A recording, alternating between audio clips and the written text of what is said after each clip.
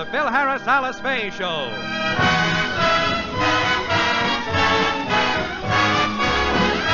For your enjoyment, here is the Phil Harris Alice Faye Show, written by Ray Singer and Dick Chevrolet, with Elliott Lewis, Walter Tetley, Robert North, Janine Roos, Ann Whitfield, Walter Sharp and his music, yours truly, Bill Foreman, and starring Alice Faye and Phil Harris.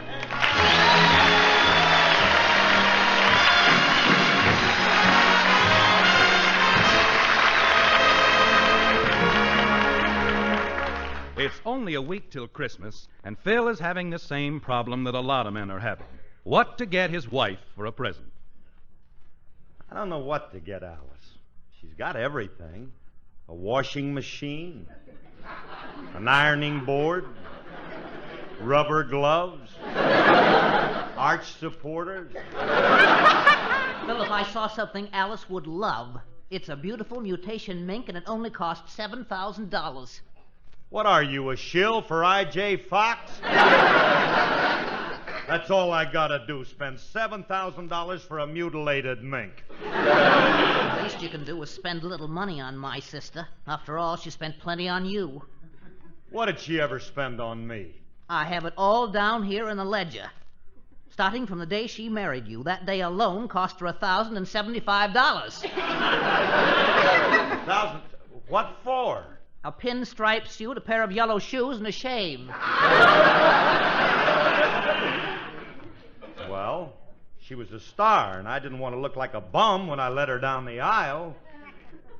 Besides, that suit and shoes only cost $75. Now, what was the $1,000 spent for? To hush up the wedding.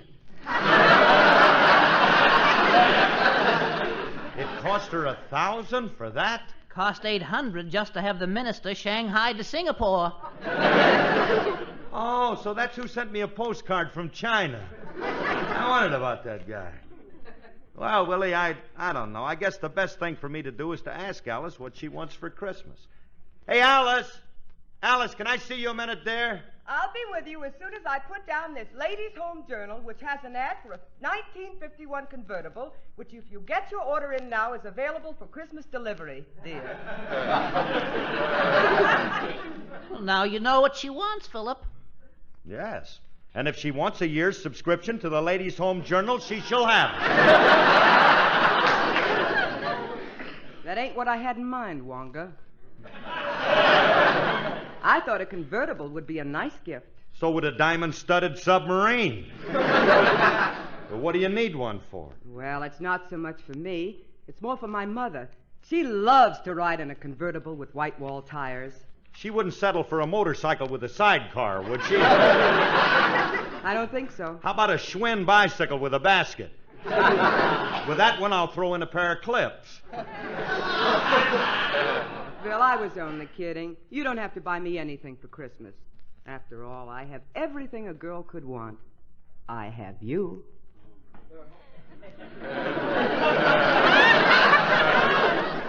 You know something? You're right. It would be kind of silly to try to top that, wouldn't it? But, honey, I do want to get you... I want to get you a little something. What do you want? Oh, I don't want to tell you what I want. Just surprise me.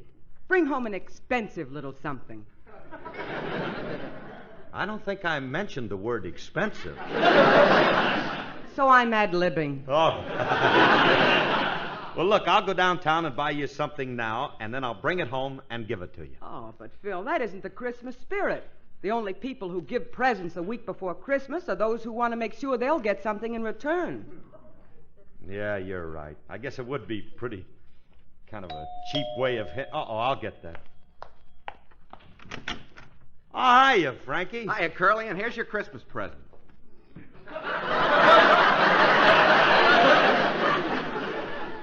We were just talking about people like you. Now, what's the idea of giving me my present so early? Don't you realize that people who give their... Hey, wait a minute. Most Christmas packages have a sticker that says, do not open until Christmas. This one says, do not open unless. Unless what? Unless you're planning on getting me something. Well, go ahead and open your present. Okay.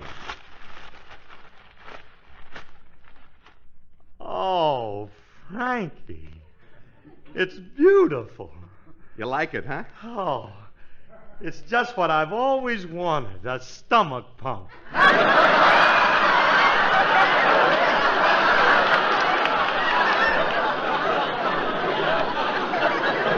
Oh, Remley, I don't...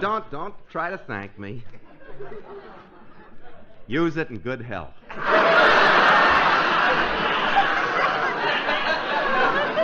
Oh, gee, Rem, this is the nicest gift I ever received, and I want you to know that I'll always carry it close to my heartburn. I know you'd like it, Curly. It's the kind of a thing a man never goes out and buys for himself. All right. Very practical. That's fine. If you don't have any trouble with your stomach, you can use it as a bicycle pump.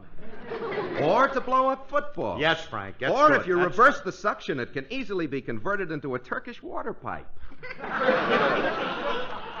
Turkish water pipe. If you reverse the suction. Yes, I know. Will you stop already? Now, what do you got in the other package there? Oh, that's a present for Alice. What did you get her? An upper plate?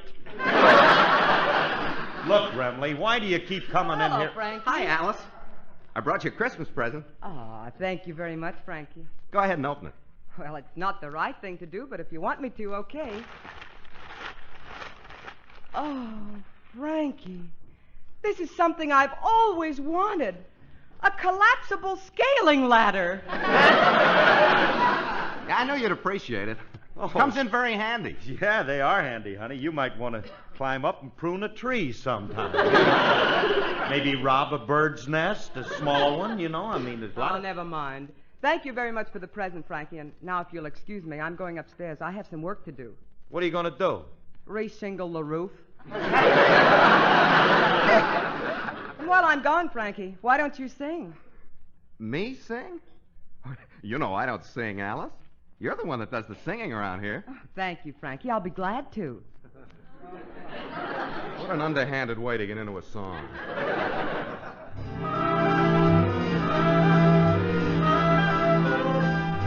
It's a lovely day today, so whatever you've got to do, you've got a lovely day to do it in, that's true. And I hope whatever you've got to do is something that can be done by two, for I'd really like to stay.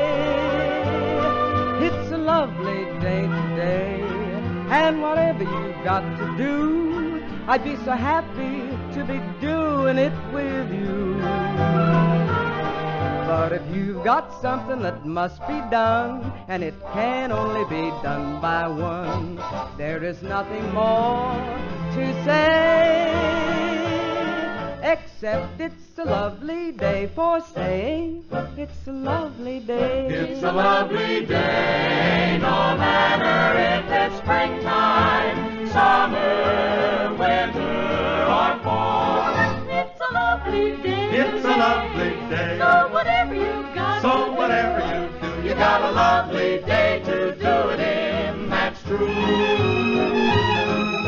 I hope whatever you've got to do is something that can be done by two, for I'd really like to stay out in the sunshine. It's a lovely day It's a today. lovely day. And whatever you've got And to do, whatever you do, I'd be so happy to be doing it with you.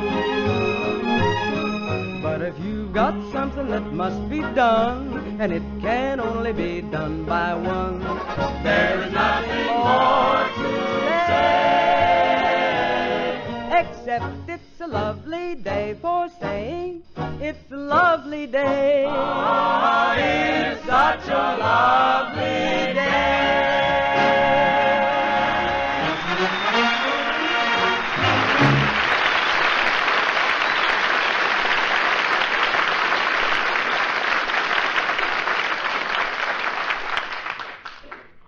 Thanks again for that lovely present, Frankie. See you later. Hey, Curly? I got the impression that Alice wasn't too enthused with the scaling ladder I gave her. But, you know how women are. You didn't get her one like it for your anniversary, did you? No. Scaling ladders. You're a cute kid. Stomach pumps. Where do you do your shopping, Ephraim? A friend of mine has an Army and Navy surplus store.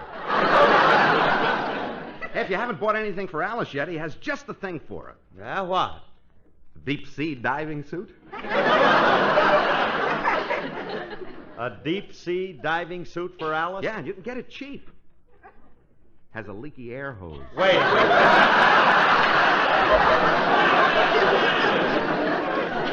Remley, will you stop already? I'm in enough trouble. Now, look, I want to get something nice for Alice, something that costs about $200, but I only got about 50. I wonder who I could borrow $150 from. If you need $150 for Alice's present, there's only one person to borrow it from. Who? Alice. Don't be ridiculous. I couldn't ask Alice to give me money to buy her own present. That'd be a terrible thing to do. Besides, I did that last year. Hey, Curly, I got an idea. Don't tell her it's for her present. Tell her it's for a good cause. What good cause? Tell her you want to buy me an operation for Christmas. An opera? Yeah, I could tell her you got a cork growing in your throat. You know something? She might go for that operation, Gag. Yeah, of course she will. She won't turn it down if she thinks my life's at stake. I'm not so sure. But it's worth a try. Come on, we'll go in and ask her. Now, look, Remley, let me do the talking. You just act unhealthy. Right. Oh, Alice, I want to talk to you about Frankie. Oh, there you are. What about him? Honey, I got bad news for you. Frankie needs an operation. An operation? Oh, Frankie, are you sick?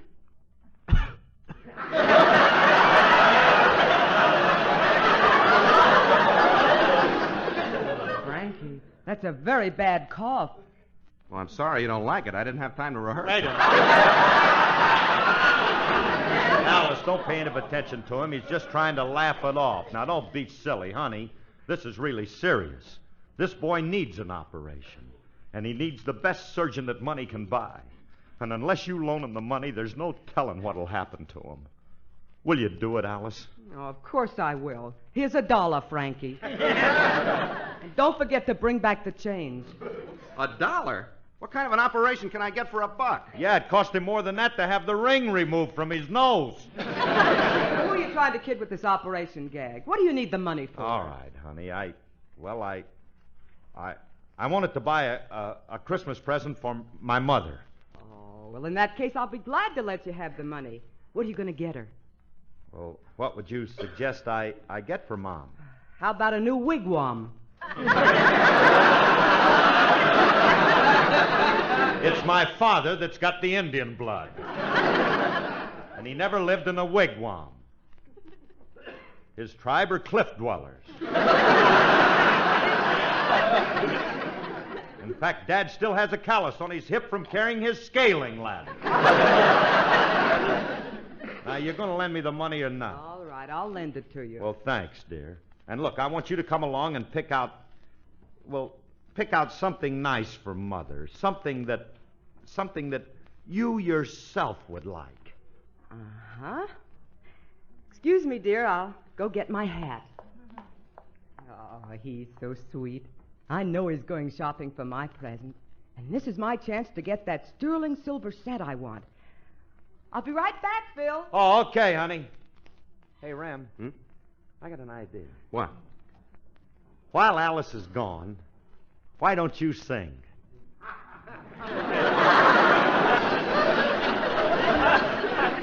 Me sing? Well, Curly, you're the...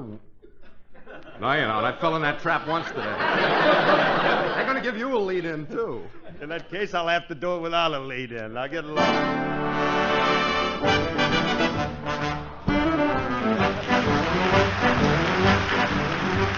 While I was walking down the beach one bright and sunny day, I saw a great big wooden box a-floating in the bay.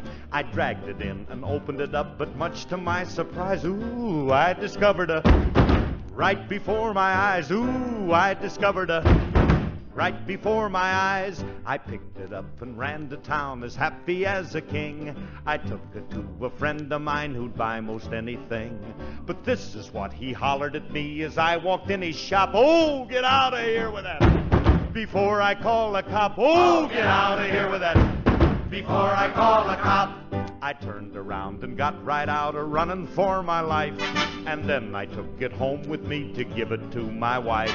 But this is what she hollered at me as I walked in the door. Oh, get out of here with that and don't come back no more. Oh, get out of here with that and don't come back no more.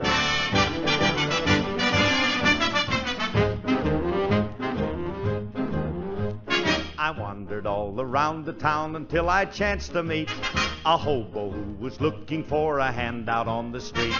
He said he'd take most any old thing. He was a desperate man. But when I showed him he turned around and ran. Oh, when I showed him he turned around and ran.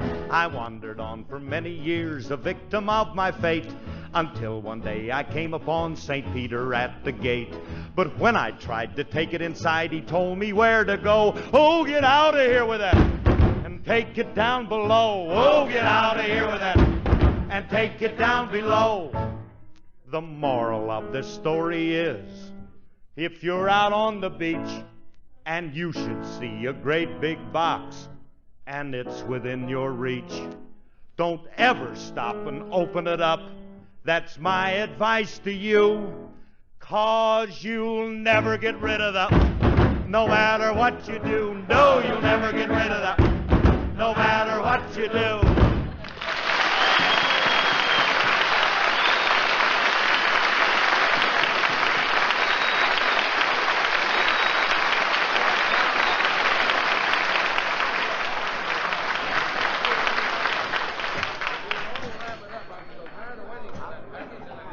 Hey, Alice, for goodness sakes, why did you bring me in this place? This is the swankiest store in town. I know, dear. But after all, nothing is too good for my mother-in-law.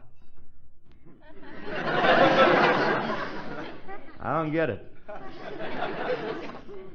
Last year, she sent Mom a pair of celluloid dress shields with an eye shade to match.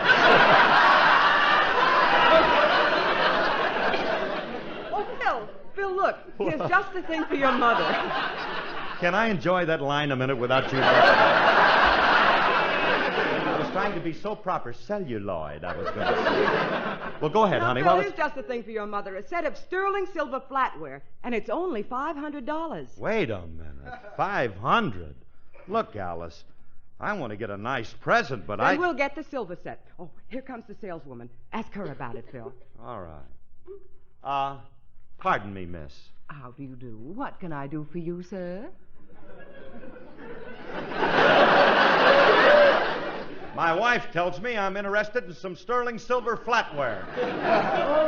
Oh, certainly. Here's just the set for you. And I can let you have it for the ridiculously low price of $2,200. You're going to have to get some sleep, Tallulah.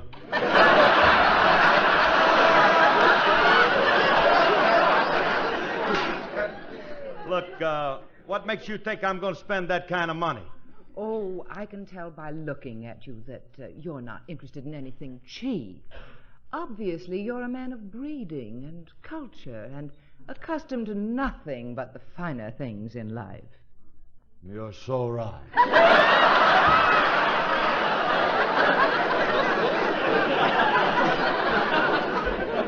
And I can see that you, too, are a person of breeding.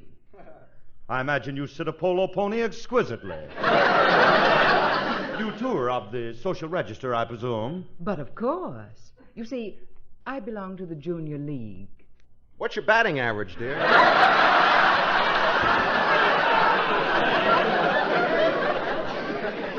Would you care to hit a few fungos or some hot ground? Frankie, please. I'd love to see her hook slide into third. All right. Now, look, miss, I want you to show us that $500 set you have there. You see, it's for my husband's mother. Now, wait a minute, Alice. I don't want to spend $500 for something like this. It ain't practical. What do you mean it ain't practical. Why, surely your mother uses knives and forks at the dinner table? Well, Mother does. But Father's a finger man.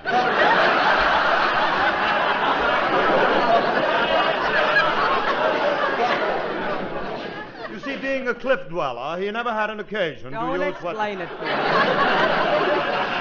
Honey, I think you ought to buy this set. Oh, you won't regret it, sir. It has everything you need, including these lovely artichoke forks. Ow! Aren't they delightful? That's the one thing that Daddy will use. Really? Oh, yes. He wouldn't think of eating buffalo meat with anything but an artichoke. It's a tried thing, you know. Look, thanks a lot, lady. We may be back. Will you get out of here? Come on, Alice. Oh, Phil, why don't you stay here and think about the silver set? Meantime, I'll shop for your present. See you later, boy. Yeah, so long, honey. Hey, Frankie. What's the matter? Don't you understand? I ain't kidding, Alice. She knows I'm shopping for her present. And I'd love to get her that silver set, but... Oh, Remley, I can't afford to spend $500 for it. Could you afford it if it cost $8.50?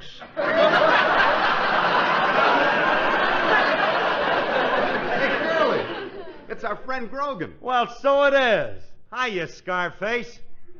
When'd you get out? I ain't been in. I ain't never gonna be in again. You mean you're now in a legitimate business? My present racket is open and above board. Rodney Grogan has become a philanthropist. For the holiday season, I'm helping people get their Christmas gifts. Well, now, there's a nice thought.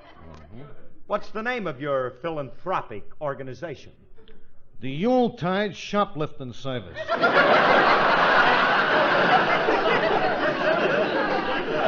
Well, what's philanthropic about a shoplifting service? You don't see no further than your nose, do you? I'll explain it to you. You see, some poor schlump, he sees a gift, see, that he wants for a loved one. Someone like maybe his child or his mother or his parole officer. Or maybe even his old cellmate. You're getting the idea, yeah. Now, if you can't afford something, you see, then I heist it for you. I imagine you help a lot of people this way. Well, that's the least that I can do for my fellow human beings. My shoplifting service, you see, it also saves the department stores a lot of money. How? They don't need no salespeople. Hey, Grogan, you're not in a very nice business. Why, what are you talking about? I bring happiness into the lives of little people. Take Twitchy Lewis, for instance. I'll show you. This guy wanted something for his mother, see, something that was feminine yet practical. But he couldn't afford what he wanted, so I heisted it for him. And it made his mother happy? Happy? Oh, yeah. You should have seen the expression on that little old lady's face when she unwrapped that Colt 45. Well, what's feminine about a revolver? It had a pile handle. Oh. But then, of course, my biggest kick is getting gifts for kids. You shoplift for kids, too? Oh, yeah, sure, certainly. Should have seen the toy I got for my little nephew. Yeah? He wanted a train for his birthday, see? So I went out and I lifted one for the little fella. The toughest job I ever did. Why was it so tough? Well, I got him the Chief that runs between here and Chicago. Hey, I'm glad we ran into you, Grog. You can help Curly. How? Well, you see that silver set on the counter there? He wants it for his wife, but he can't afford it. Now, wait a minute, Remley. Hold it. I don't want nothing shoplifted. Come on, Remley. Let's walk around the store and look for something somewhere else. Look, thank you. See you later, Grogan. Yeah. Swell guy, that Harris. He's honest, but nice. I'm going to help him. If he can't afford that set for his wife, well, I'll get it for him. See? Let's see. Now, there's a dozen pieces to that silver set, and fortunately, I am wearing my plaid overcoat with the 12 inside pockets. While I'm at it, I'll throw in that tea set, too, and now I'll get to work.